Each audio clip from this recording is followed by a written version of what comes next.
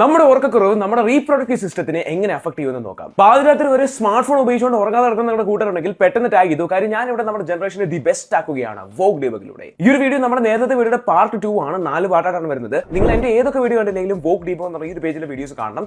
നിങ്ങൾക്ക് വേണ്ടി ഹെൽത്ത് ആയിട്ട് നമ്മുടെ ജനറേഷൻ വേണ്ടി ഇടുന്ന വീഡിയോസ് ആണ് മസ്റ്റ് ആയിട്ട് കാണണം. So straight to the point, lack of sleep അല്ലെങ്കിൽ ഉറക്കക്കുറവ് നമ്മുടെ ഹോർമോണിനെ ഇൻബാലൻസ് ആക്കും. ഡെയിലി 5 മണിക്കൂർ താഴെ ഉറങ്ങുന്ന ആണുങ്ങൾക്കാണെങ്കിൽ അവരെക്കാൾ 10 വയസ്സ് കൂടുതലുള്ളവരുടെ ടെസ്റ്റോസ്റ്ററോൺ ലെവൽ പോലെ ആയിരിക്കും, സിമിലർ ആയിരിക്കും. എന്ന് വെച്ച് കഴിഞ്ഞാൽ ഒരു ഡെക്കാഡോളം ടെസ്റ്റോസ്റ്ററോൺ കുറയുന്ന ലെവലായിരിക്കും അത്രയും ഉറക്കക്കുറവ് കൊണ്ട് വരുന്നത്.